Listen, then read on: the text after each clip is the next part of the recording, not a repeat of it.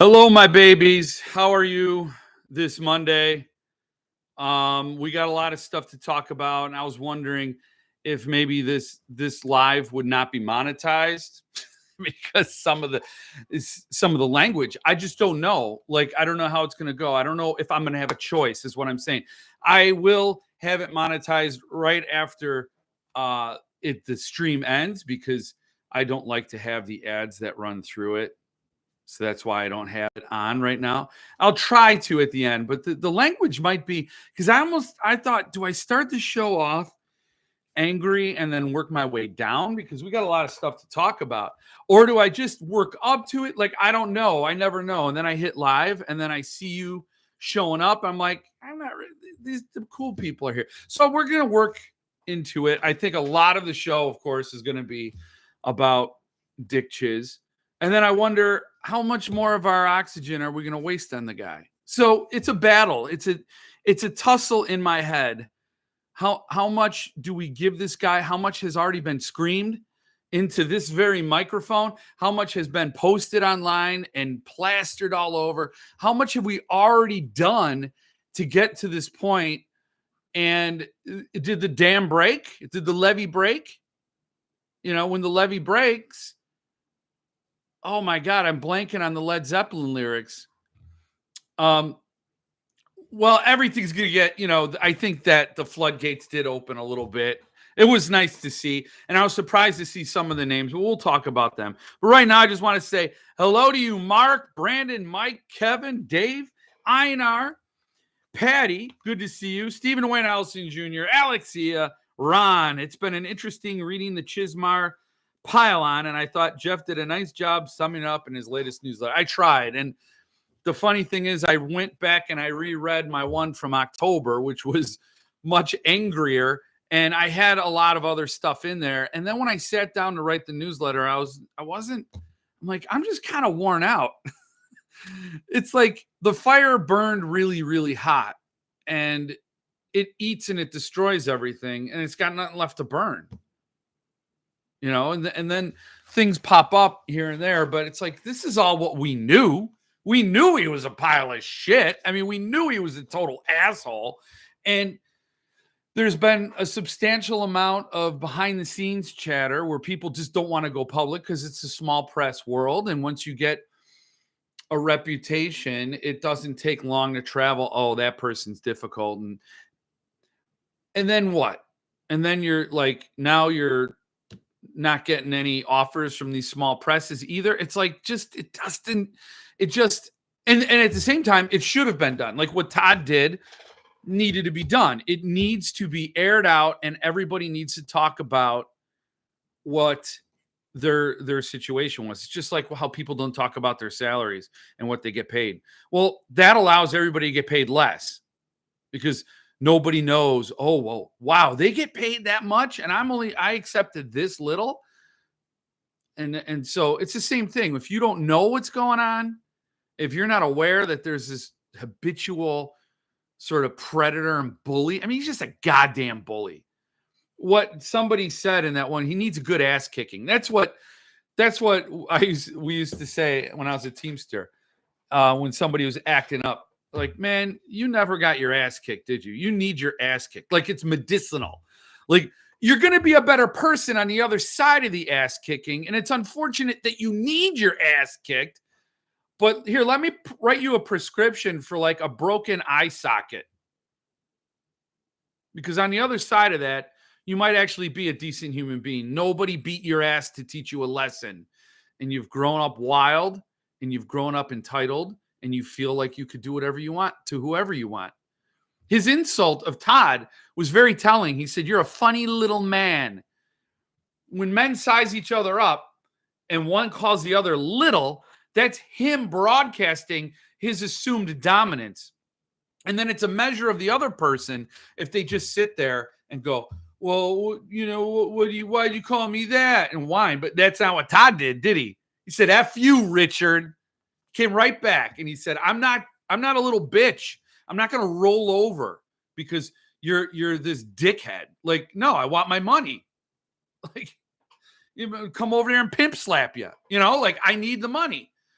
And so it might seem subtle, but when you're a funny little man, I remember when me and my friends caused all kinds of trouble on the CB radio, and we got all these guys pissed off at us. It was magic. It was magic. These were magic years, magic. And one guy said, "When I catch you, you're a little man, and when I catch you, you're gonna be even littler." Like it's just the threat, and it's funny because I did not realize what a complete asshole he is. Like I always hated him for what he did. Chad Lutzke's person who's come out with his story. So I'm not outing anybody private who talked to me in private. Everybody knows here that Chad Lutzke was screwed over, and there are others out there. And so I've always known the guy was not a good. I just, the benefit of the doubt I gave him was thinking maybe he's just a really bad businessman. Maybe he's just like that's the best case scenario I could see for why somebody would act like that. He got in overhead, now he's just chasing a dream. But that is just disingenuous. I mean, that is like ignoring reality. And what a complete I mean, if the guy was just a bad businessman, he wouldn't just like block people he didn't like. He's like a little king. He's King's little prince. And I think again, it's Stephen King who's made all this assholery possible. Chris Morey and Dark Regions went out of business because they didn't have rich Uncle Daddy there to bail him out and give him that big bestseller book that he could name his price. $4,000 for The Lettered Face in the Crowd. It's not even out, and that is a book you can get on Kindle for 99 cents. It's a short story Stephen King wrote with Stuart Onan that you can get for 99 cents or free on Kindle, whatever it is. But he printed it out, put it in a book, bound it, and added signatures to it, and then made a nice little case for it. And it's still not out, but he charged $4,000 for 52 copies, and it sold out. No other publisher gets that.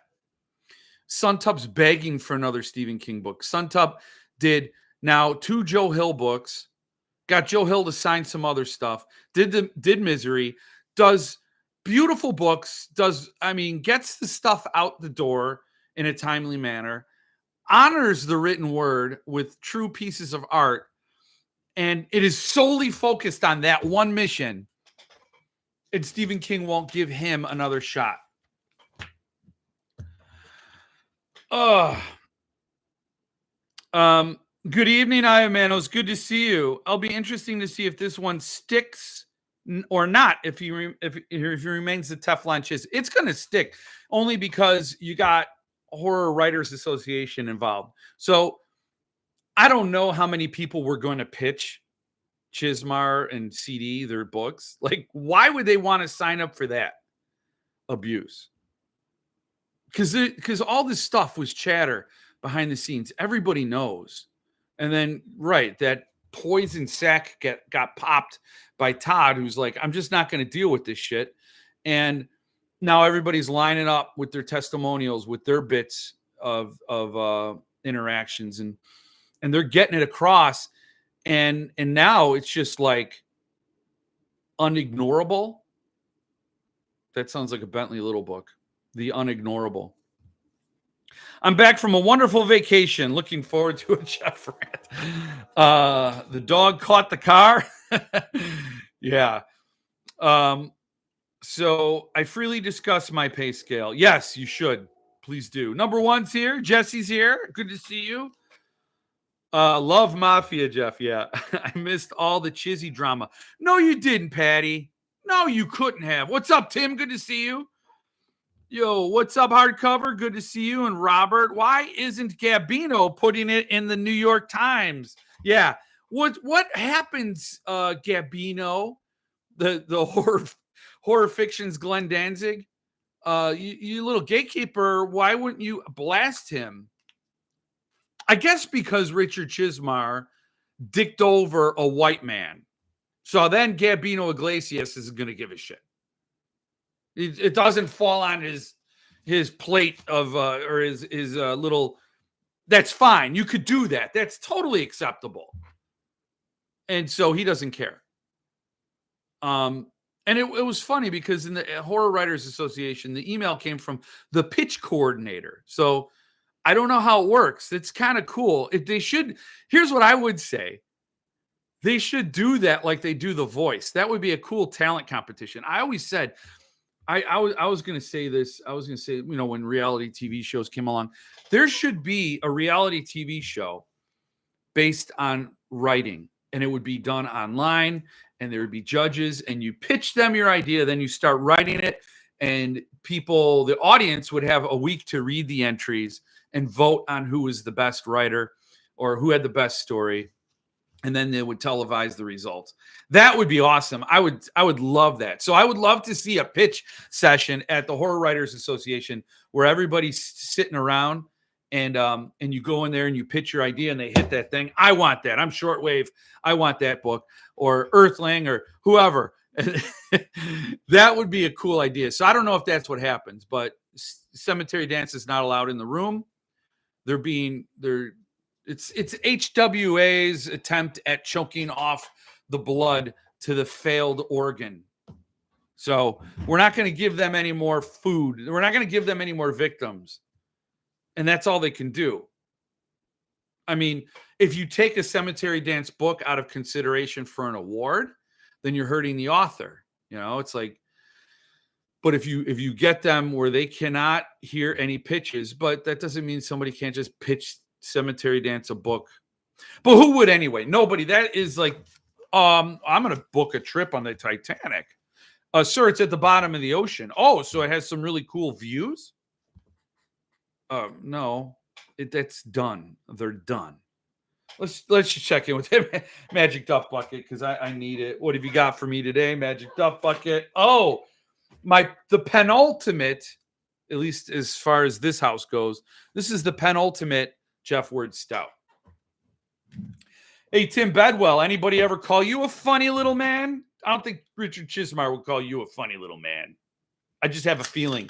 Mike Hughes, I think one of you guys should dress up as Todd Kiesling and show up to Cemetery Dance headquarters. You go, I'm Todd. You got something to say? What a classic bully bullshit line that is. Really think about it. You're a funny little man. And Todd's like, I don't know why you did the laughing emoji. I need that money. So wait, we got to bring Patty up to speed. If Patty missed all the Chizzy drama. Well, Patty, you saw the newsletter, I hope. That it's all in there as far as up until Jeff Vandermeer weighed in. And I'll go and I'll pull up Jeff Vandermeer's stuff in a bit. But basically, Todd Kiesling needed his money. He rode over on his bike and he said, yo, Richie, where's my $2? I want my $2. And then he goes, and Richard's like, you're a funny little man. Go talk to the people who handle that. I'm too busy to handle my business dealings. Go talk. And then Todd's like, dude, I talked to Dan. Dan ran the numbers. You owe me. Yeah, like Cupcake Wars, Jesse. What's up? What's up, Mitch? Mitch is here. Hello, Russell. Good to see you, Russell. Good to see you. Hope everything's okay. Hope Rolled Oats is good. Can we borrow Rolled Oats? I kind of think it would be fun to let Rolled Oats loose in the Cemetery Dance office when Chismar's there. I don't want Rolled Oats attacking anybody else. But it'd be funny if Rolled Oats paid Richard Chismar a visit, Oh, yeah. I'm not threatening anything. Just of bunny visits, Richard Chismar. That's a bunny.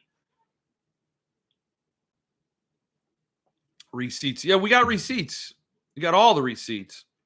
I feel sorry for all the actual good guys and gals that work at CD, though. Yeah. And I think Todd did come out with a statement like, look, let's all, and I've done that on this channel as well. Like, let's reserve our anger and frustration for the guy who's in charge over there, who's actually victimizing people. And that's Richard Chismar. Like, No two ways about it. CD stands for Chizzy Dick. And so that's Richard Chismar. So yeah, so that gets me back to Chad Lutzke. Chad Lutzke reached out to me, told me he pulled back rights to Bruises on a Butterfly. He goes, I can't in good conscience just continue with Cemetery Dance. So he contacted Dan. He said, hey, Dan, can I have my rights back? And, and any royalties or whatever today, can you? And within 5 minutes, Chad had the rights back to the book and the layout and all the design and the cover artwork. So he has the right to use it. Whether or not he has to pay additional, I don't know anything about that. But he said within 5 minutes, Dan Franklin released him from the contract, which is either like Chismar knows this wave is coming. He knows he just empowers his people to do it because Lutzke's the second author to do it that I know of. I don't know if I could speak of the other author, but I think it's well known by now who the other author is. But they pulled their books away, took them to somewhere else. But don't buy Bruises on a Butterfly from Cemetery Dance.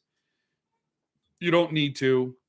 It's going to be self-published, which means I'm going to have to buy it again from the man himself. So I'll have actually, I do have an untainted version. I have the Thunderstorm version, which is what I'm calling it. It's not a Cemetery Dance version, the Diamond line. But I think a lot of people are just like, we're out. We're cashing out. We're cashing out our chips. We're done. Nobody's pitching CD if they have a brain. No customers are buying books from them because of their historic assholery. And so I don't see what future they have. This was, and I got to say, this was Cemetery Dance's one last shot because what came in the mail today was this behemoth. I got my gift edition of The Stand. I don't have my artist edition, but I just got this one. So as far as bad timing goes, it's phenomenal bad timing because this gets them a little bit more leeway. Oh, they got the Stand out. Oh, the artist edition comes out. All right, books are starting to flow again. You can kind of maybe believe in them a little bit incrementally. And then he goes and he fucks it all up. And he's a total, oh my God. He goes and he just torpedoes his whole business because it's not just that Richard Chismar laughed in Todd's face when he asked for his royalties. He then doubled down when Todd brought it to Facebook and said, oh, this just in. Apparently, I'm a funny little man. Richard Chismar doubled down, said, yes, you definitely are. I mean, this is all in my newsletter. So if we got to look at that, we can look at that. But yeah, this is the pertinent part right here. What do we got? So this is the part where Todd's sharing this on his page. This just in. Apparently, I am a funny little man.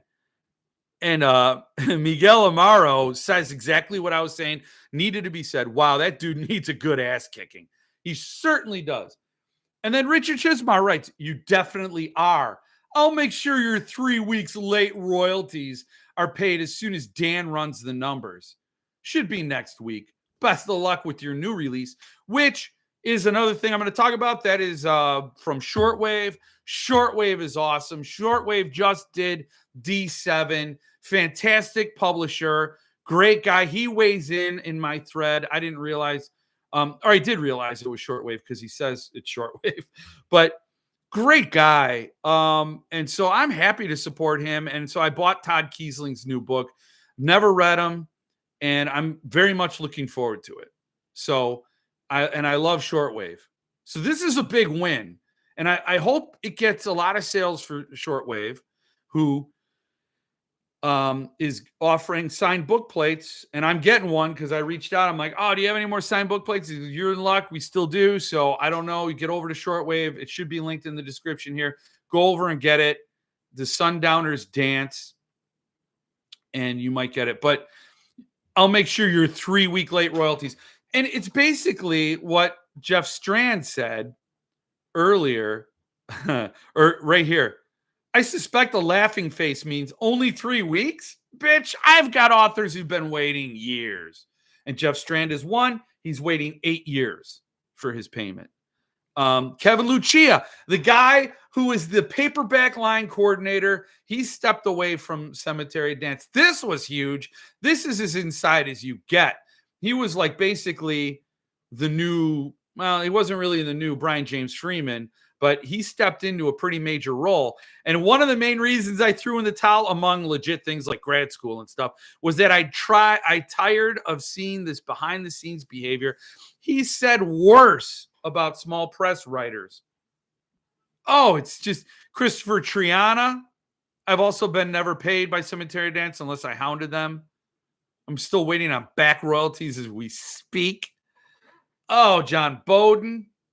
Paul F. Olson, who I keep thinking is F. Paul Wilson pseudonym. Tell me, I don't know.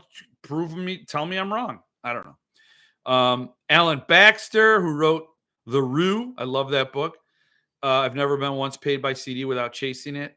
Mark Allen Gunnell's Metcalf. Now, Mark Allen Gunnell's, I read Dog Days of Summer. I did not like it, but this breaks my heart. I'll admit CD is one of the reasons I decided to remove myself from the horror community. On one hand, I feel really bad for this person, but on the other, I'm like, stand up and fight. Like, don't take this shit. But you know, I can't tell people what they're going through. And I'm not making a judgment on this guy, but so you can't run forever, you know. Doug Morano, who's Bad Hand Books publisher. We're not all fortunate enough to have made a career out of attaching ourselves to the most financially successful writer in the world and coasting on it for decades, while, from what I hear, neglecting his other responsibilities. I'll admit there were days when I used to want to work with CD, but no thank you. And then Alan Listufka, whatever. I'm butchering it, and I think I'm making it more insulting. But Alan from Shortwave has only been around 3 years. And he's saying we would never do this. Like, yeah, you have a reputation to build. And yeah, pay your authors on time, and if something should slip, definitely don't mock them. That's the whole thing. Oh my God. I think so. I have this for record, and I made the post public. So if anybody wants to read the drama, it's sort of, I'm not a historian, trust me, but I want to have it in a place where people can reference it and to show what kind of bullshit's going on.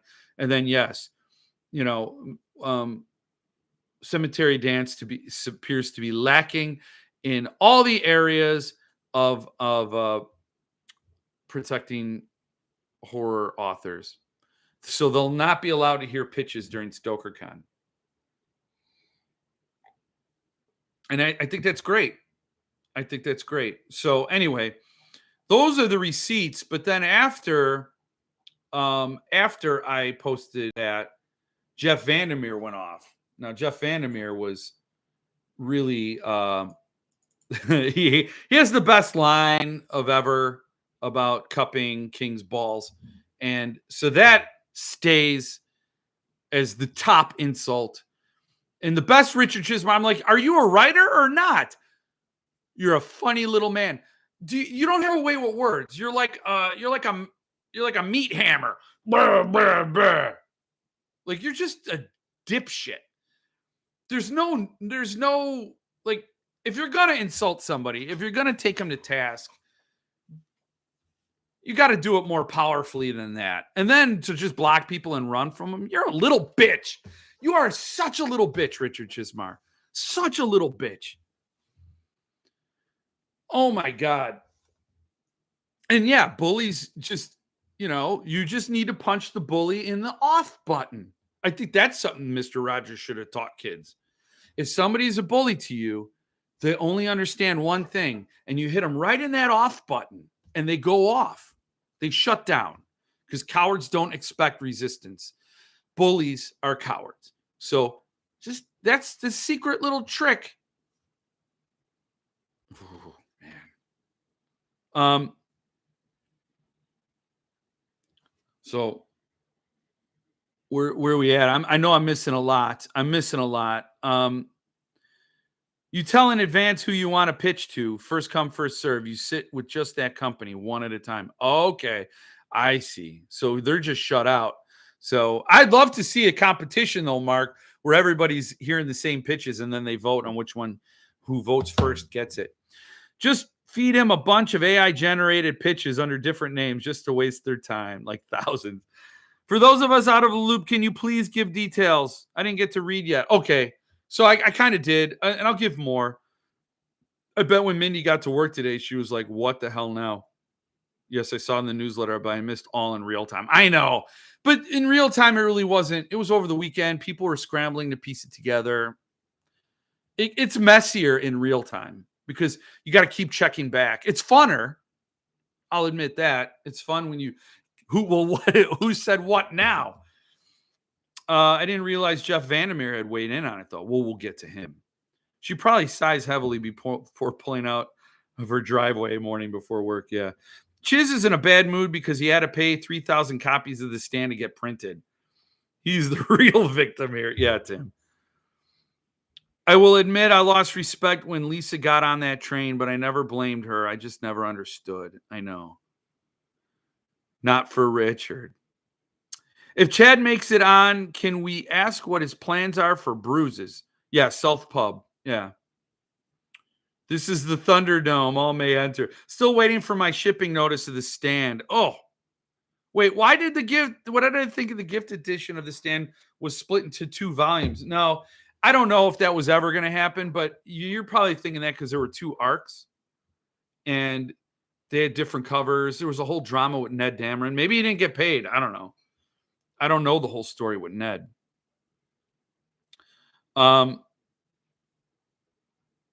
Good evening, Lance. Good to see you. I would love to be on a fly on the wall when Lil Chiz sits in his agent's office next. Oh my God. How the paper quality of The Stand, like Night Shift or better, like the earlier volumes? It's like Night Shift. It might be worse. It's very thin. I'll show it to you guys. I don't want to miss comments though. Just see what we got. Just stop by, quick say hello. I will catch your replay tomorrow. Oh, okay, Phil. Thank you for stopping in. Thank you. Don't quote me on it, but people are saying Chiz got his last 6-figure check and invested it all in private prisons and made a killing. Now he's in the leave it all behind phase. He got escape velocity money. I'm starting a pool. How many weeks does Todd Kessling have to wait for his next royalty check? Oh my God. He'll have to wait forever. So The Stand came out. And I think it's pretty lackluster. This is kind of obnoxious. You got this big, bold, and then Stephen King real small. I just don't like the design. I don't think they really pulled it off. Like if you compare it to what it was, the last gift edition I bought was Salem's Lot.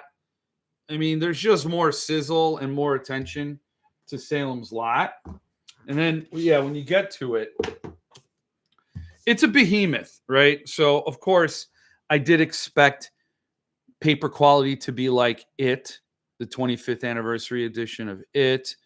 So I did expect that.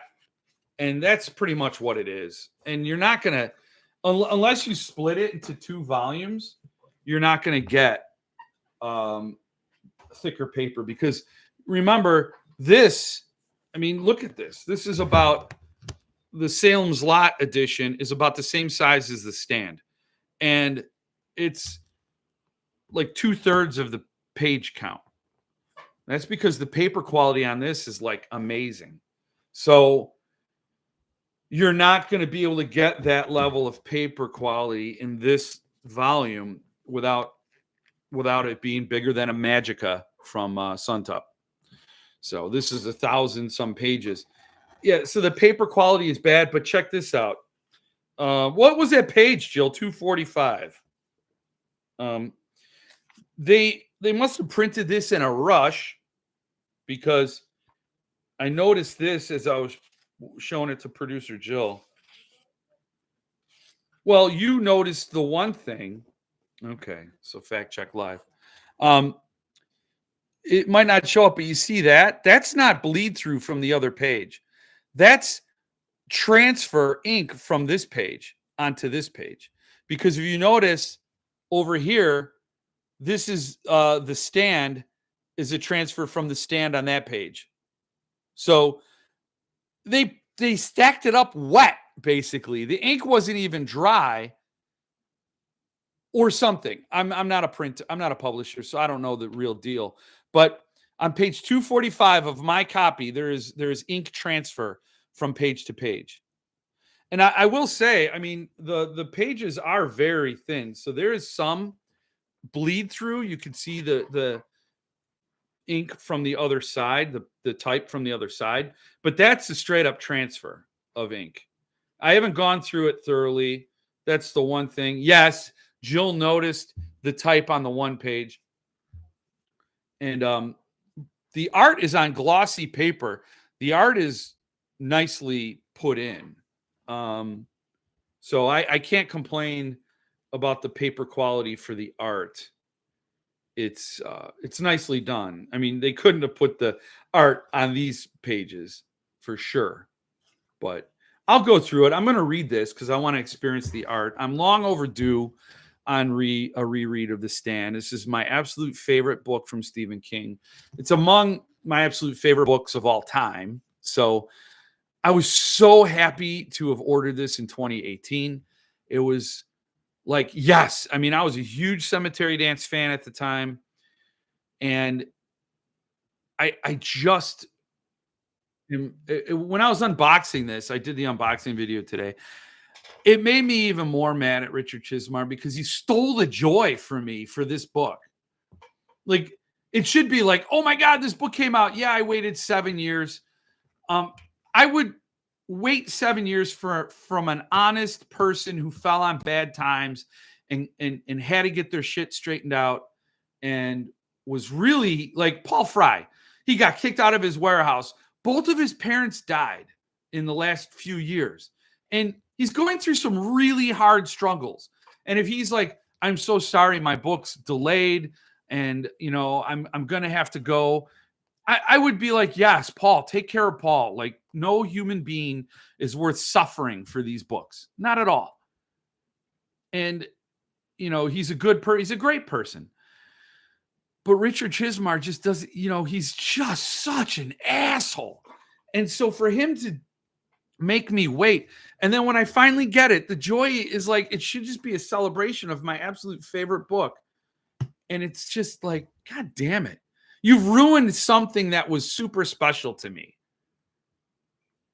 That's unforgivable, you know? Like, I don't know. So I was going to compare the Naked Book to Salem's Lot, but I'm not going to bother. It feels nice. It's okay. It's a fine quality, very thin boards, but again, it's a very thick book, and there's a lot of compromise that has to happen. It was very thin too, and that's back when they were doing super quality stuff, right? So can't really blame him for the thin paper in this edition, unless you're going to go again 2 volumes. There's nothing to be done about it. So I'm going to upload my unboxing video where I'll go into even greater detail. But damn it, you know, it's like I had better get that artist edition. It's funny because like this book sort of renewed a little bit. Not it didn't renew anything. It gave me a little bit of more confidence back that everything they said they were going to publish, they're going to publish. But when he torches his career and then doesn't say anything, like if there was anybody around him that gave a shit about Richard Chizmar that he listens to, they should have said, Richard, you need to apologize first in private to Todd so he knows you're sincere. Like, look, I'm not doing this I'm doing this because I need to be a man and really apologize to you. And then, I'm going to make a public statement later. You could share this later if you like. I'm just telling you that was really bullshit on my part. And then apologize. But he hasn't even done it. Like, the longer he goes, the deeper the hole gets. No,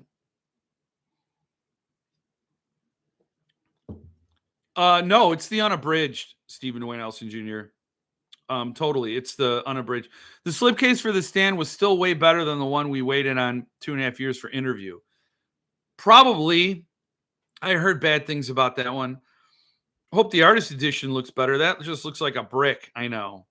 No regrets on that refund. Sorry, fam.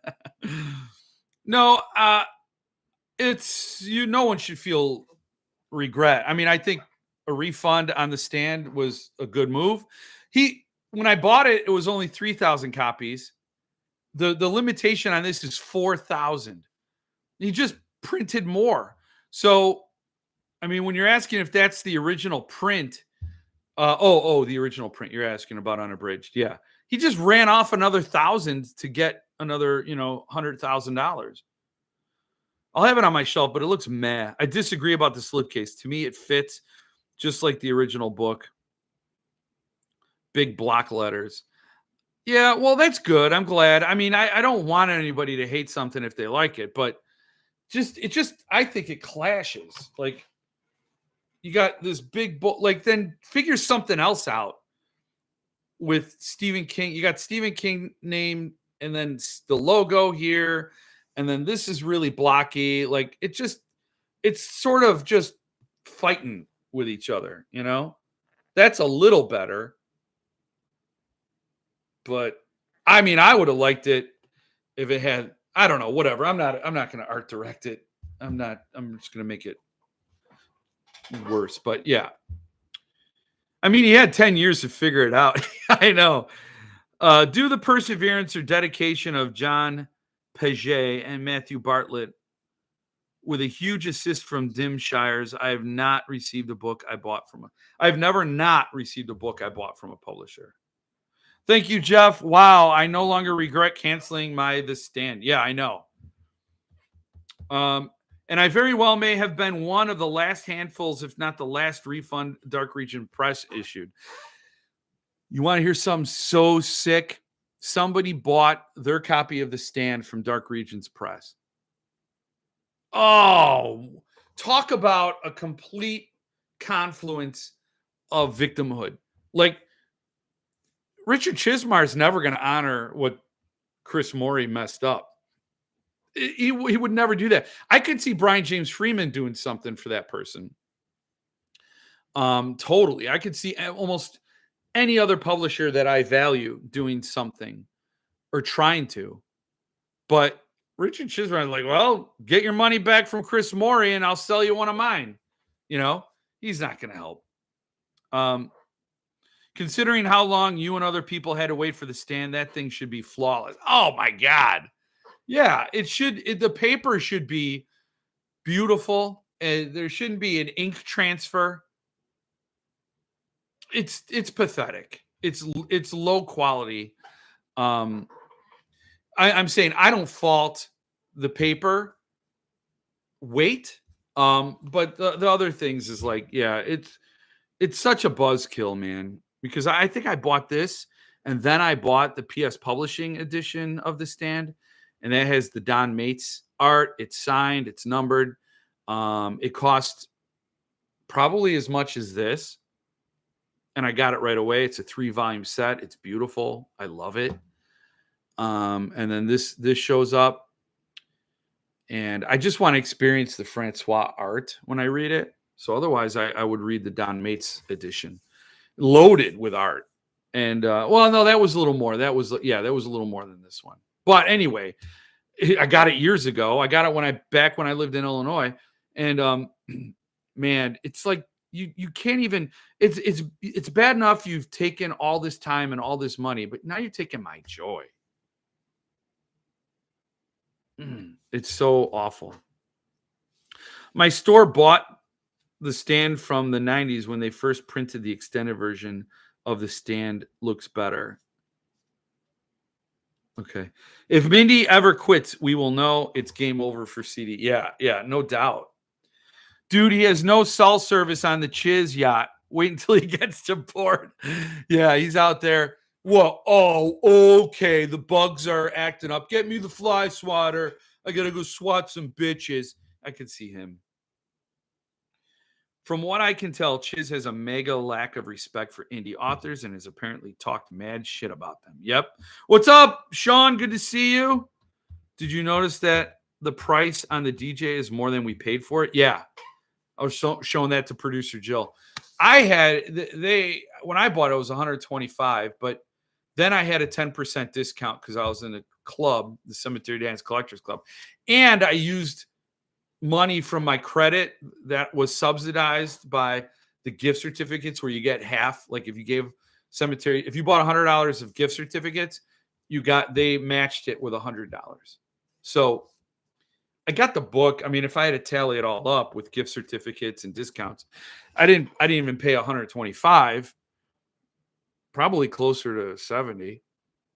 But yeah, it's $150. I believe that's what you're getting at, Mark. Did anyone else get the Tyler Jones chapbook today? Yes, I did. I'm going to talk about that as well. You're getting ahead of it, but yeah, I will. I paid $200 for the gift edition of the Stand and Pet Cemetery. Okay, so I didn't do the bundle. So I didn't want to. I don't know. I don't know why. I think it was just the price point. I'm like, I'll just treat it like I'm buying in installments. And then a couple of years from now or a year from now, when they do Pet Cemetery, I'll buy it separately. And I'm glad I didn't. I just like just like Stephen Wayne Jr. canceling his and getting refunds, and people who've never bought the book. I have no regrets about passing on Pet Cemetery. Got mine in today. Yeah. I'm willing to bet the limitation is wrong and is under the true run by an unreasonable amount. Yeah. He probably did 5,000. You know, you have to send out copies that get lost or damaged in the mail. So you need an extra 1,000, extra 25%. Oh man, what a jagoff. What a total jagoff. Yes, so I did get the Tyler Jones chapbook and the art print, and he gave me number 23. That glorious bastard. What an awesome guy. But this is the chapbook, and when I was doing the unboxing, I was shocked to see it's a limitation of 51. That is crazy. Do you know how upset I would have been had I missed out on this? So if you're not on Tyler Jones's Patreon, you should be. This is a really cool chapbook. And, signed, numbered 23. It's got art inside and Tyler Jones writing. I mean, but yeah, then the art print, the Tyler Jones art print, which has he sent a letter along with it. I go over all this in my unboxing, which I did today, and I'll talk more about it in there. But this is only for Patreon supporters. So, and then of course some book plates, some signed bookmarks, and very happy Patreon supporter here. Unlike, let's talk about what Jeff Vandermeer posted. Unlike our guy here, Jeff Vandermeer posted about, now again, everybody loved what he had to say, Richard Chismar previously, so we're all happy. Hold please. I gotta take something out here. Hold on. I don't want anything to pop up while I'm doing this. Oh boy. So yes. So let's pull this up. Where are we at? Okay.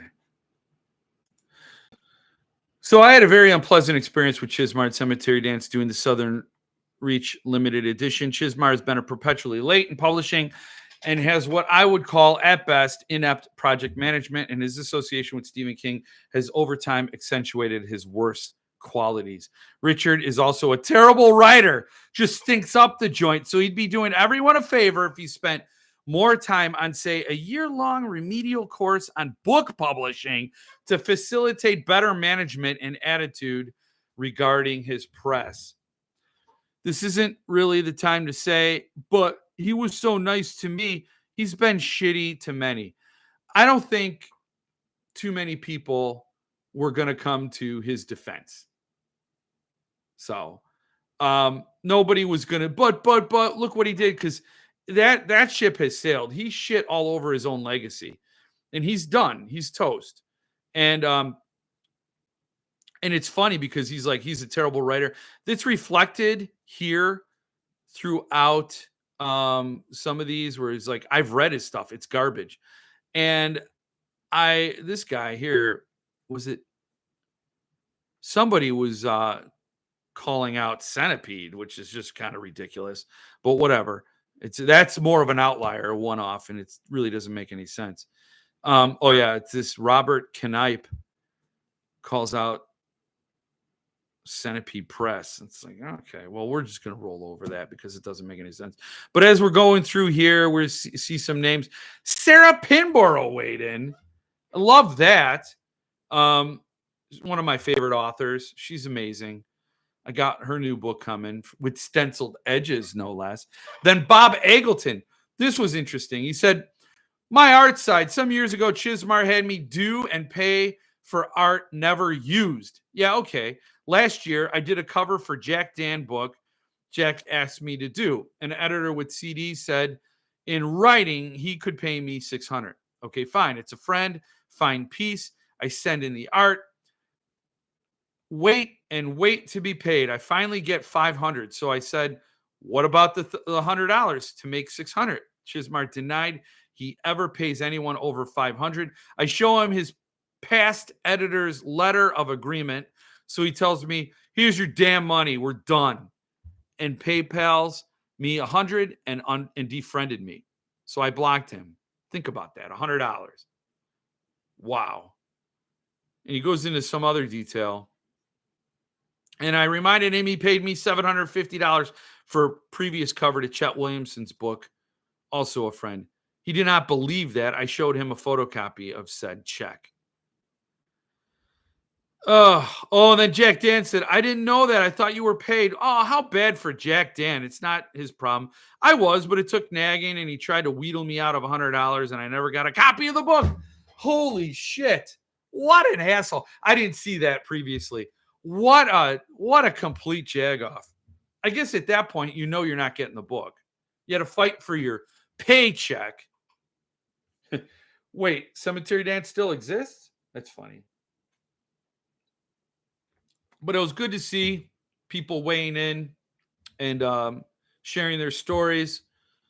And it's just a shame. It really is. That this had to happen. And, I won't cry for Chizmar when he's been over broke.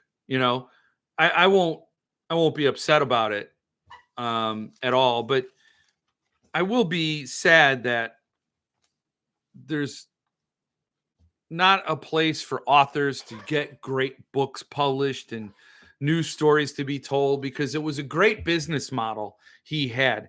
He had Stephen King subsidizing unheard of authors. So he had the money to bring new authors, because he had the guaranteed sales from Stephen King titles. Then he could get other authors in there and people would take a chance. I know I did. I was buying Cemetery Dance grab bags all the time. I was taking gambles on new authors just because they were Cemetery Dance books. I did it with Earthling and Levidian. I will do it with all publishers I want to support. And so that gets other authors onto TBR piles, onto bookshelves, and on people's radars. And that is gone now. No other press had that sort of balance, that beautiful ability to, have true art, independent art. Oh, it just pisses me off, like Gothic, Philip Fricassi's Gothic. They screwed him on that, print on demand, and they didn't even tell him they were going to do print on demand. And that's the sort of thing. You get these cool books. Like Earthling doesn't have that. Earthling's got a shit ton of books in the back catalog. They don't have a Stephen King title that comes in and clears them out, or at least gives him enough gas in the tank to publish new and upcoming authors like Tyler Jones or Philip Fricassi, who he took a chance on, and it was wonderful, and it paid off. It's just like, it's just horrible. I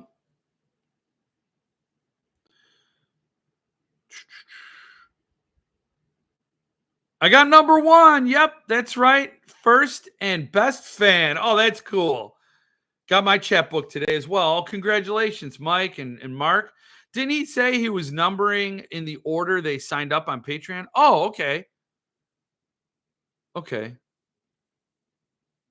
So that's cool. So 30, 23, but we don't have channels. So I mean, it might be random, and that's fun. And that's a totally random 23 I got, which is fine. I don't know. I didn't talk to Tyler. That's so cool. You skipped over Lehman's widow right before Eggleton. No. Oh, Kelly Lehman. That's really, let me pull that up. That's who okay, I didn't realize that. Well, let's pull it back up. We can do that. No, not Facebook. Oh yeah, Facebook. Stupid. Man, the host of this show. As someone who has done business with him on all sides and was a full-time employee, I've been quite vocal for years, publicly and privately. I supported you and said shit when you posted about your problem a few years back. Nobody listened. I'm bummed that people ignored it for so long, but I'm glad this finally has some traction. Some traction I tried to get for years. I know more than I could ever say, and I left because I couldn't handle the shadiness and lies. Boom. Thank you for making me go back to that, Mark.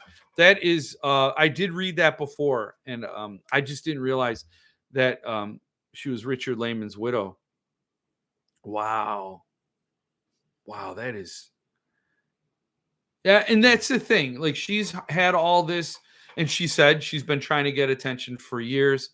The funny thing is, when I wrote that post in October, I tagged King on X. Now, I'm sure a million people do, and he probably it's just going to get lost. But I think that's the way to go. People have got to bring it up to King, whether or not he'll do anything. Because I had somebody private message me saying King ain't going to get involved. He's just not, like, it's going to have to be brought to his attention from Joe Hill or Owen, or somebody else is going to have to make it a priority to tell King. Otherwise, he's not going to mess in these matters. It just ain't going to be his thing. So I agree probably with that. He's a busy guy. He has handlers that deal with all this. He's out busy saving democracy. So he doesn't really give a shit. He doesn't. So it's HWA did something to cut off some of the oxygen. And I think just the word of mouth and all this stuff is going to tank them. Nobody's going to want to get a book published, because it's one thing. Okay, they're late, but look, they got the book out, right? They're late. First world problem, man. It's a limited edition book. It's not your next meal. So it's going to sit on your shelf anyway. You're just going to look at it. But people, it is affecting their next meal. Todd says he depends on that money. Todd's finances are his business. If he needs that money to pay rent, he's not going to be able to tell the mortgage company or his landlord, hey, look, Cemetery Dance said he's good for it. Richard Chismar said he's good for it. He'll give me the money later. Oh, okay. Well, as long as he gave you some words, we don't need your money. That ain't going to happen. It's just stupid. So this is affecting, and I think people can't ignore that. People are going to be like, authors and artists aren't getting paid. Who's going to want to give them their money, their work, and if they could just go somewhere else? Hopefully, this means more business for Shortwave and Earthling and other presses that will step up. Oh, it's his daughter, not widow. Oh, okay. Okay. Yeah. I knew that. Don't know why I wrote that. Old age is tough. It is, Mark. It is. You get a pass. You get a pass 100% for me. Where's Hans, by the way? He dipped in once, dipped back out. Come on, Hans. Come on back. Have a beer. It's sad how good CD used to be. I know. Tell me about it. I turned 60 in 2 months. How in God's name did that happen? It's a cruel joke. Yeah, I think Mike beat me by a minute. I'm pretty sure I'm number 2. Nice. You could say I'm number 2, which means I'm the shit. 70 in 4 months. Congratulations to that, Mark. I likely won't go to 70, but that's Jeff's problem. Cemetery Dance is equivalent to the Fire Festival. No lies. No lies there. If Chismar screws over one of King's sons, then he might notice. I need more Hans. Stott. That's how I say it after I say Hans. Hope I make it to 60. You will, Mike. You're going to bury us all, Mike.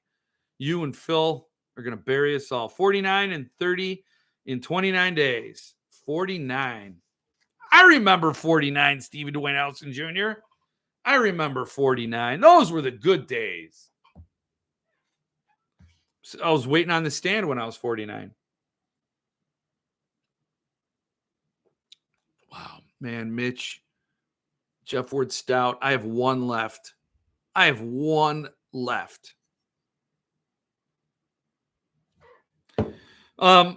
Yeah, so it's if you survived it, I can. You will. Finally, a place in my newly minted 47 years makes me young. Yeah, fine. Hey, Chad's here. Chad, I talked about you. I told everybody to buy Bruises on a Butterfly once you self-publish it and not a minute sooner. Because that's the way shit should go. Chad will pay Chad. And if Chad doesn't pay Chad, we're going to have a problem with Chad. So, yeah. Bruises on a Butterfly. Fantastic story. Love that I have the Thunderstorm edition. That's how I refer to it. Thunderstorm. Good news. Dan Franklin sent me all the files today. The book is mine. Yes. Yes. All the files. That's good. I mean, that really is good. Let's not say like, yes, you were owed at least that. But the fact that they did write in some capacity is good.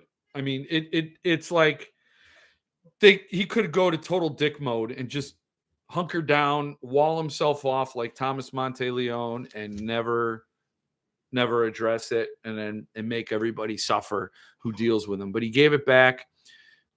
He gave the book back to the other author I was talking about. I never know what I can talk about. So I don't know if I could talk about the other author who took his rights back from Cemetery Dance that I know. If you guys know who I'm talking about, feel free to say it. And that way I know it's public info. I think it is. I don't know. Dan seems like a really nice guy. He does.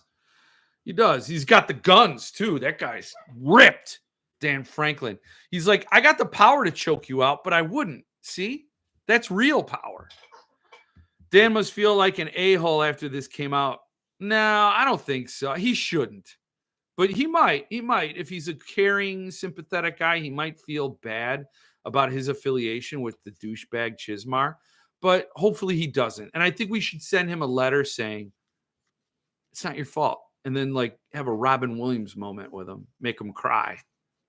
Matt Damon tears. The other author who took his book back advised me to do the same. You talking KPB, Jeff? Or Alan Baxter? No, but did they? Oh, God. So the funny thing is I did my book chat, my book club chat with Keelan Patrick Burke, which reminds me we got to set up another book club. But we did the book chat, and I asked him about Bentley Little, and he said very glowingly about Bentley Little how he's the David Lynch of authors. And I'm like, oh, I wish I could see him like that. And then Lavidian released the House, a Bentley Little title, and Keelan Patrick Burke wrote the introduction and signed it. Now I know why he was speaking glowingly about Bentley Little. And I feel like an asshole for bringing Bentley Little up and poo-pooing Bentley Little to Keelan Patrick Burke. I feel so embarrassed. I had no idea that he was close or he had positive feelings about Bentley Little. and that he was signing one of his books. Oh my God. No, I wasn't talking about those two. I'm talking about somebody else. Justice for Dan. Not certain my knowing makes it public. I know. You and Mitch know. No, Mike, this was a breach of contract on their end. Do you have to pay to get your rights back? Oh, wow. Oh, that's great. How many authors Chiz has stiffed over the years? I know. Okay, cool. It would be a hell of an injustice to pay. I stand by The House being my least favorite book I've read. Well, Keelan Patrick Burke wrote the intro, which makes me want to read Keelan Patrick Burke's intro just to see what he said about Bentley Little. You talking about the Decker book, Mitch? The Decker book. No, Bentley Little book. Oh, man. Mitch. I mean, I wouldn't be shocked, Mitch, if you said, Jeff, what you're really drinking, like a deathbed confession, but I'll be dead long before you. But like some sort of confession, like maybe I'm on my deathbed and I'm laying there about to die. I'm in hospice care and you show up just to laugh at my pre-corpse, which is what we all are. We're pre-corpses, right? And you walk up there and you look at me and you go, Jeff, that Jeff Ward Stout you were drinking, that was Oompa Loompa blood. And then I'd be like, oh, and I'd beep flatline because this is some magic juice.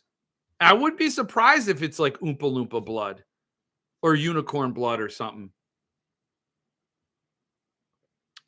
Because it's magic. You've got a magic potion here, Mitch. Part of the chapter 2 of the 12 chapter books Mitchell has finished, it's his least favorite, too scary. I've read the Decker book, was pretty good. I'm sure that would be one hell of an anthology.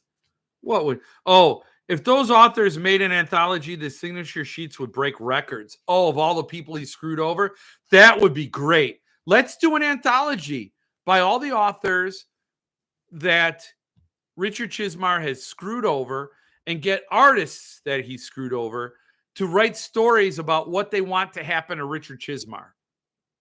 That would be funny. And we call it The Enemy of My Enemy. That would be great. Roast of Chizmar. Oh, my God. Dude, there is an original admin's chat that you're not in where the entire after party for your life has already been planned. That's fine. That's cool.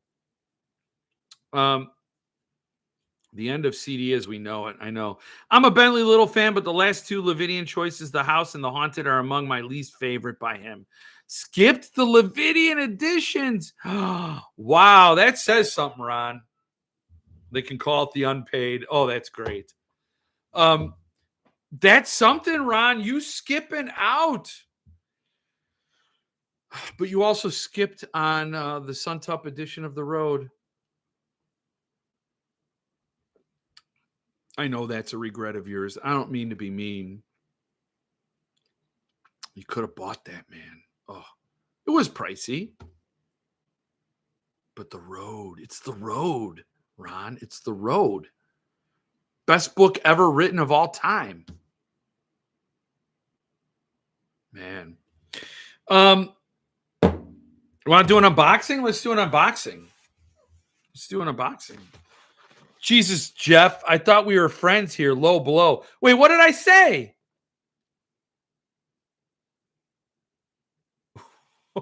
What did I do? Oh, now I got to focus on you, buddy. What did I say? Now you got to tell me what I said because I have no idea what I said. I have no idea. I don't know what I said. I don't know, but whatever it was, I will say you took it the wrong way, my friend, because I didn't mean it that way. So let's do it is a regret of immense proportions. Teasing Ron like that. Oh, okay. Yeah, it was bad. I don't mean, I know it's an intense regret. But it was a pricey book at the time, Ron. It was. So let's change the subject and open this. This is from Books A Million. What could it be? It could be. Oh man. Okay. I don't like the way they shipped it. I don't like the way they shipped it at all. Dude, come on. You can't just cram it in a bag. So I got Senseless. I thought this was a biography, an unauthorized biography of me and this channel, but it apparently has nothing to do with me. Senseless. Signed by the author. So, and it's got stained edges. This is Books A Million. This, again, is the sweet spot of special and cheap, but they shipped it like shit. I did get a bunch of crap. Oh, so yay. So this is Senseless, and so am I, and another Malfi I've got to read. Signed by the man his own self on these end papers. From Titan with sprayed edges. Yeah, they shipped it like garbage. Yeah, I don't think it's not too damaged. Or it's, maybe not even damaged at all. But it doesn't make me feel good. But I'm digging those stained edges, those sprayed edges. Even though that has become sort of a parlor trick. Everybody does it. Nice book. Tight binding. So I'm very, very happy to get this. Senseless, Books A Million, signed with sprayed edges for like $25. It's a ding book is what it is. They suck. They do. Jeff, I need to know if I should pack my kimono for the Jeff Word event. Kimonos are welcome. I don't know if kimonos are seasonal. I'm trying to figure out are you going to like a ritualistic killing me or something? I don't know.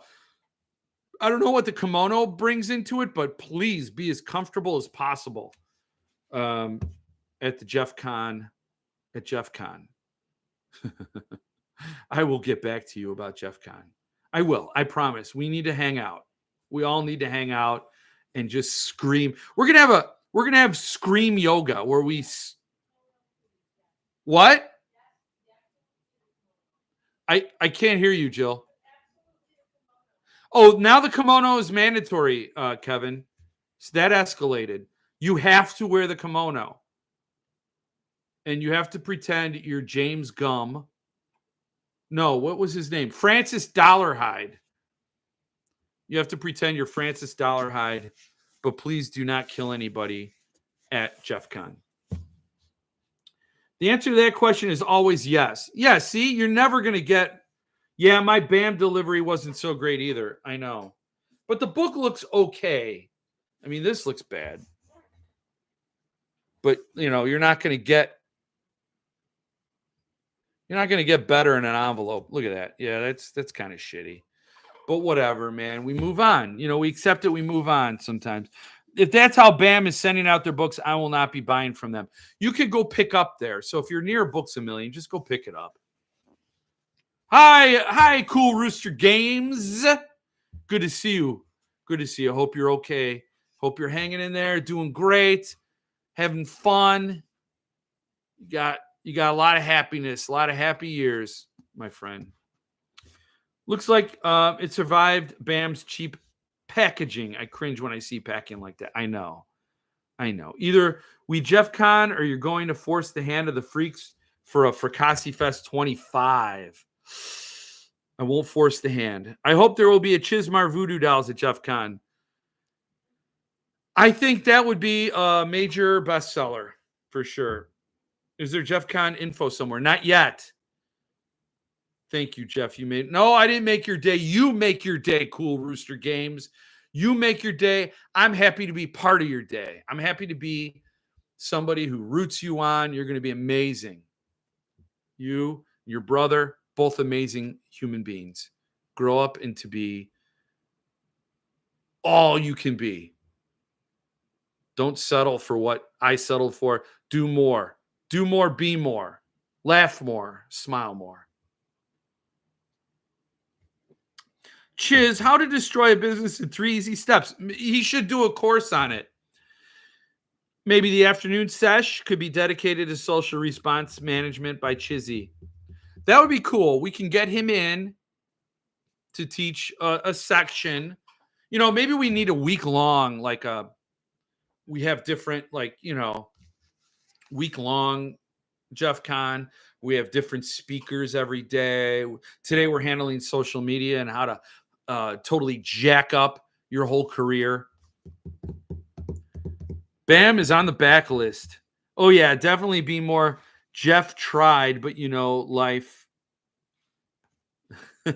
Oh, yeah, definitely be more. Jeff tried, but, life. Yeah.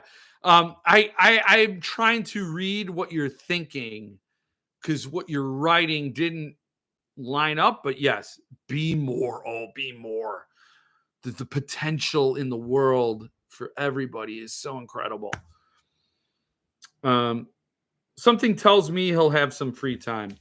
Chismar is toast, and he has no one to blame but Chismar. And God, the one thing out of all of this I've been dying to see is an apology from Chismar. Just step up to the mic, you prick. Just step up to the mic. That's all you have to do. It's right there. You have the stage. People will hand you the mic. They want to hear from you. All you have to go up there and say, yeah, I'm an asshole. Sorry, I've been an asshole. I mean, that's not all you have to do, but it's a step. It's the first step. And it's like when you see how he treats, that's like, I saw this one thing. I don't remember where it was or what I saw. But it was this one guy who worked at a Fortune 500 company. He was like the big shot CEO or whatever it was. And he would take his interviewees, anybody he wanted to bring in and like either looking for a promotion or looking to join the organization. He would take them to a restaurant and one of his, favorite local, smaller restaurants, whatever it was. And he would sit there and the interview was one thing. And he would have a discussion with the person and they would do the typical interview things like what do you believe in, what do you strive for, what are your values and principles. But while that was going on, he'd look at how this person treated the wait staff, and that would be how he graded the person. And he would like sit there and like he would I think it was even he would tell the wait staff to bring the wrong thing. Like this person ordered this salmon and they got the fillet or something. And see how the person handled the wrong order from the wait staff. And if they berated the waiter, if they didn't, hey, politely, and also if they didn't say anything, that would be bad. So you had to advocate for yourself, but you had to do so in a way that was respectful and like, hey, I ordered the salmon, you gave me the fillet. Like, anyway, so what Richard Chismar did with Todd was exactly exposing how he treats people he considers powerless. Like a jagoff, like a total piece of shit, bully, coward, bitch. That's how he treated Todd. And that is why he deserves all of what is coming to him. because how you treat people when no one's looking, and how you treat people that you think you can get away with it, is who you are as a person. And that is what he reaps now, I hope. And life is not a Stephen King story. And that's the thing about Stephen King. He used to write about bullies getting what they deserve. Like, that was the most satisfying part of a Stephen King story. He would build up the two sides of the story. The conflict would be bully versus losers club. This evil versus good, and he'd build it up, and the evil would always get what's coming to it, right? And everybody would be satisfied. Big Jim Rennie gets what's coming to him. Henry Bowers, Bev's dad, Pennywise, they all get what's coming to him. And that is super satisfying. And you're like, yes, Stephen King understands what it feels like to be part of the powerless struggle, part of the unwashed masses, just the people that can't buy a break. And here he is subsidizing the biggest piece of shit in publishing right now. The only reason that dickhead can walk around and call Todd Kiesling a funny little man is because Stephen King is subsidizing everything he does. He's a tick on Steve's ass, and I don't know why Stephen King allows it.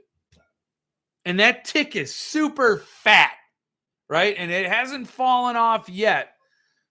And I don't know why that is. I really struggle with that. But it makes me hate Stephen King. It really does.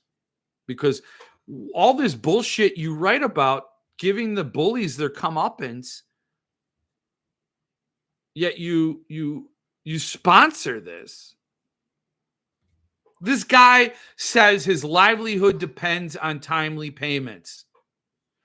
Stephen King started the Haven Foundation as a nonprofit to give writers who didn't have insurance because they're self-employed some relief if they've gotten injured and they can no longer write, or whatever the case may be. He's trying to stick up for the little guy, which is what the big guy is always supposed to do. When I was a kid, I was raised that a man, a true measure of a man, is that he uses his power for the people who have less power. No matter the degree of your power, you use it to help the people who don't have it. You know. And Stephen King has all the power. He has all the cards.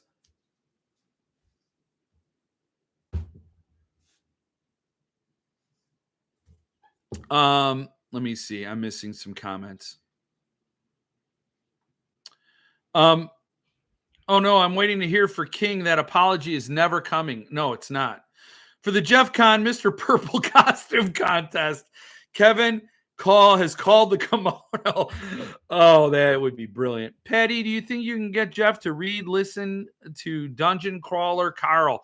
I see that making the rounds. I know Sean talked really well about it. You're telling me to read it. Everybody's telling me to read. Kevin, Jesse, okay.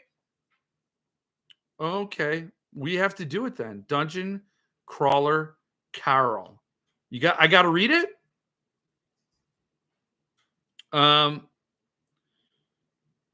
Okay. I will do it. I hope so, especially the audiobook. Dungeon Crawler Carl is a must read. Damn, you guys are my fam, my book fam. So if you're telling me to do it, I was trying to think of who the human villain was in Duma, and no one comes to mind. Am I wrong? It was the pirate, the woman pirate, right? I'm on book 7, and it's amazing. Oh, my God. Maybe that's what Stephen King is doing, creating the greatest villain just to bring him down with one tweet at a time. Yeah. I wonder which King villain is based on Chiz. I said Big Jim Rennie from Under the Dome, but I don't know. Because as far as King villains, he was the lamest. Big Jim Rennie was just like a car salesman. He was an asshole. He was based on Mitt Romney. There's no doubt in my mind. Big Jim Rennie is based on Mitt Romney. You heard it here first. Rose the Hat is based on Sarah Palin. You heard it here first. Or maybe not. Maybe you heard it somewhere else, because that's an obvious overlap. So Mitt Romney. I had to block Chismar's email address because I was getting so many of all his giveaways and marketing, and there's no option to unsub. Wow. Wow. That's amazing. I didn't think that was even technically legal to have a list for that purpose and not have a way to get out. Well, legal schmiegel. What are you going to do? What's the deal? Who are you going to complain to? Dungeon Crawler Carl. Wow, the booktubers are going to have a hard time with that one. I got to read it then. I got to read it. BJR was the low rent version of Stinton. I don't know who BJR was. I don't even know who Stinton was. But I got to read Dungeon Crawler Carl now. Who's the author? I don't know. Does anybody know? It was a Matt something, right? I'm just trying to think, like, can I get the author on to talk about it? Listen to Dungeon Crawler Carl free. Must read classics. Matt Dinneman. When was the book published? Man, I have no idea. August 24? That's last year. Whatever. I don't know. So I'll read it. Everybody's spoken and really thinks it's a great book. Thanks, man. I didn't think there was. I don't know what you're saying. I'm seeing him in May. Matt Dinneman. Dinneman. Give me some Dinneman. Jeff, I recommend the audiobook. The author is Matt Dinneman. The narrator is Jeff Hayes. He does all the voices. Okay. Audiobook. My experience with audiobooks was the botched Southern Book Club guide to slaying vampires, and so that left a bad taste in my mouth, but whatever. If you're saying the audiobook does it justice, maybe that's an audiobook thing. And if Matt Dinneman is still out there alive and talking about his books, then perhaps he will show up on the channel. I'm with Patty recommending the audio. Jesse, where are you seeing him? Dallas. Jesse's a Texas boy. It's like a radio play. Oh, that's cool. That's cool. I think producer Jill would like that. I think she would dig it. It's very cool. Yeah, he was at AuthorCon when I found his table. It was totally sold out. This guy's a phenomenon. I missed it. Trying to see him in Bremerton, Washington now. He was out in the lobby, last minute add-on, I think. Wow. Yeah, I've seen a lot of great buzz about that. I don't know what it is. Is it sci-fi? Is it horror? Is it fantasy? Is it what? I don't know. I just saw Dungeon Crawler Carl, and it struck me as another Hitchhiker's Guide to the Galaxy. And I might be wrong, but that's sort of what the vibe. That's sort of the vibe it gave me. I gotta make sure I have everything I wanted to talk about, because I get mad at Jeff when I don't do it. So yeah, I talked about The Stand. Here's what I wrote. Go Jeff Yourself CD, The Stand, and The Effery from Chismar. But I did want to talk about shortwave. Just know it's entertainment, a nice break. That's good. I appreciate that. That is good. But I will say, if any of you feel very angry about what Chismar has done, then I would say go here and buy this. Shortwave Dance, Sundowners Dance, a novel from Shortwave, and it is $25, and you First 300 orders includes a hand-signed book plate. If you want to see what his signature looks like, that's what Todd Kiesling's signature looks like. And then I also got the ebook. I don't know if that's just because I have a channel. Maybe I have a channel. And I don't know. But I got an ebook download, so I could start reading this right now. But it shipped out to me today. So I would buy it. The Sundowners Dance. Show your support for the people that Richard Chizmar screwed over.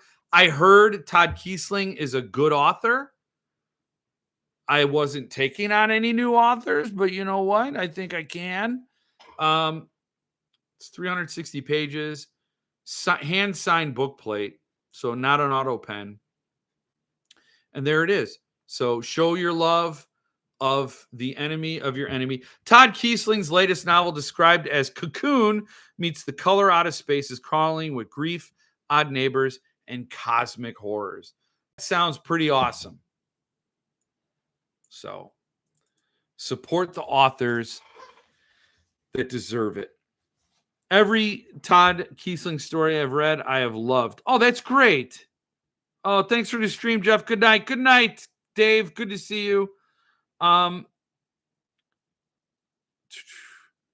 seen Philip Fracassi jump on the Dungeon Crawler Carl train as well. Fantasy, but it's funny, raunchy, and a lot of heart. It's a fight the system kind of story. I'm up for that. The Gen X references are so dang good. Oh, that's cool. Did exactly that. Sundowners Dance. And no, I also got the ebook. Oh, that's good. So get that ebook. Go get it. Jeff, did I zone out, or do we not revisit Kelly Lehman's comment regarding Chizmar? I did. I went back to it. Read Veil by Jonathan Jans is his best stuff yet. Wow. I did revisit it. But you know what? Ron, you are a longtime friend, and we will just look at it real quickly again. Here it is. Kelly Lehman. As someone who has done business with him on all sides and was a full-time employee, I have been quite vocal for years, publicly and privately. I supported you, Jeff Vandermeer, and said shit when you posted about your problem a few years back. Nobody listened. I'm bummed that people ignored it for so long, but I'm glad this finally has some traction. Some traction I tried to get for years. She's reiterating the point. I know more than I could ever say and left because I couldn't handle the shadiness and lies. So a short recap for Ron, who deserves a recap. Happy to give the recap. Thanks, Jeff, for revisiting that. Yes. So, yeah. I think she said something in another comment somewhere else under that, but fishing for comments is a little harder, and I don't want to do that this close to the end of the show.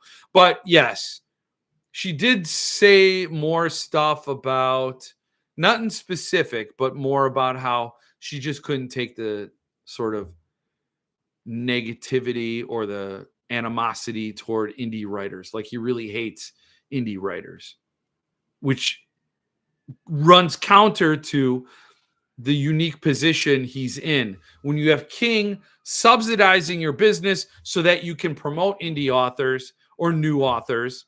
I hate the word indie because everybody's indie. Everybody's independent. Everybody has their own vision. Everybody has their own creations. So I think that is the unique and wonderful position Cemetery Dance occupied is no longer gone because Richard Chizmar decided to shit all over his own legacy. The last direct message from Richard Chizmar I remember was the year he wrote a year in review of what was coming from what had happened at Cemetery Dance and what was coming. And he was writing about, he's publishing a brand new Robert McCammon book that was The Listener. And he wrote like this. He was so excited to be publishing this book. It was all about other authors. And it was refreshing because it was one of the rarest times where we got words directly from Richard Chismar about the health and the state of the business. Most of it came from Brian James Freeman at that time. So, wow, Richard Chismar stepped up to the mic. How long ago was that? When was The Listener published? I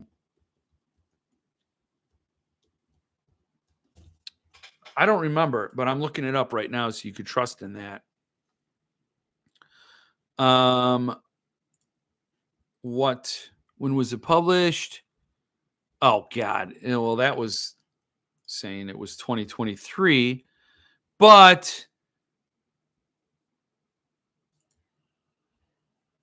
anyway, whenever it was published, that was so long ago. 2018. So when he posted that, it was 2017. Mine says 2018. Yeah. It was 2017 was the last time he stepped up to the mic. Loki's calling later. Take it easy. Stephen Wales Jr., thank you for being here. Let's start a new press called Grave Dance. Night all. Hope you have a great evening and a great week. Oh, and it's hockey time, the good old hockey game. It's the best game you can name. So I hear. Take it easy, Kevin. See you at Jeff Con.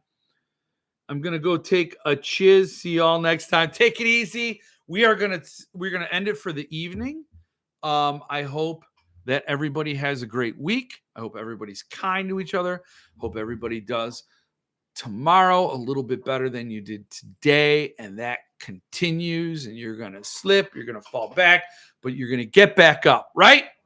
You're all gonna get back up because you deserve to get back up. So cheers to you, everybody out there fighting a good fight. I'm fighting right along with you. So take it easy, and I will see you next week. And until then, stay frosty.